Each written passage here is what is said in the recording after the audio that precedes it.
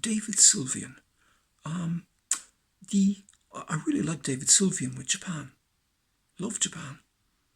But when he left Japan and went solo, his first two albums, Brilliant Trees and Words with the Shaman, were highly influential for me. But not only that, and they are two of my favourite albums, but some of the personnel on the albums ended up being incredibly influential for me also. Jon Hassell, trumpet. Originally studied with Stockhausen, but moved back to America under the auspices of working and studying with Terry Riley. Indeed, he was on the pivotal Terry Riley piece In C. He was on the first recording of that. And then he moved to India to study with the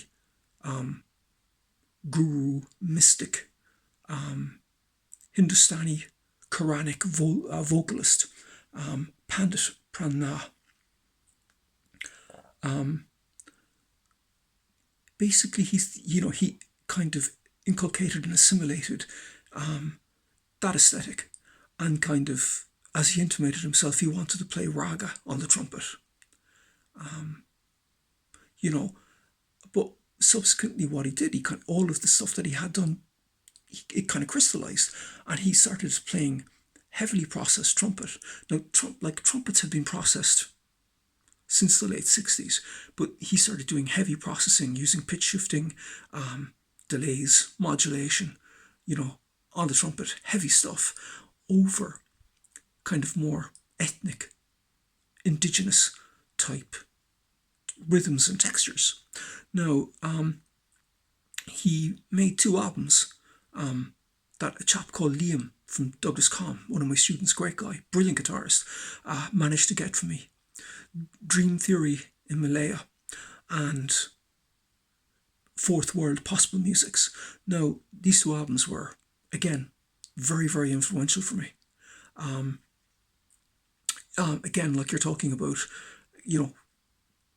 fourth world, kind of, where you have the third world kind of moving into kind of a whole new terrain, fusion of kind of electronics, and music from the third world. Might seem like a very original idea now, but back then he was an innovator. But the first album that I heard of Jon Hassell, very first one, was called Power Spot. And when I heard it for the first time, it was akin to Columbus standing on the shores of America. It was like the New World, like nothing I've ever heard, and incredibly inspirational. Co-produced with Daniel Lanois, with Brian Eno on bass, and I also think on some kind of production kind of input as well. But absolutely, for me, really, really influential. And you can hear, on the full spectrum of my work, you can hear elements of Jon Hassell across the whole thing. Now, I could tell you 3 trumpeters right now that are making a serious living on the back of this aesthetic. Basically, what Hassell created, what Jon Hassell created. And so he's highly influential. And even on the BBC, every once in a while, you'll hear music from the Power Spot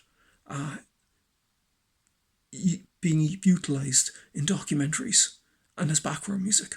That's how influential it is.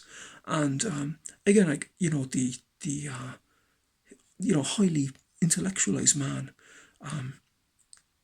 using kind of indigenous American Indian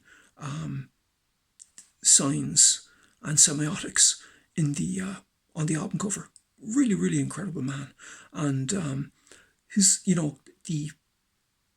the latter band, I actually had a contact, friend, who was actually friendly with Hassell.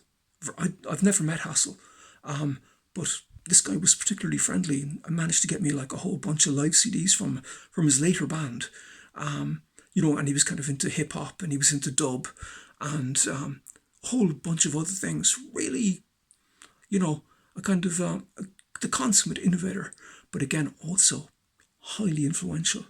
And Jon Hassell is one of my biggest influences, and The Power Spot is absolutely one of my favourite albums of all time. Thank you very much for listening.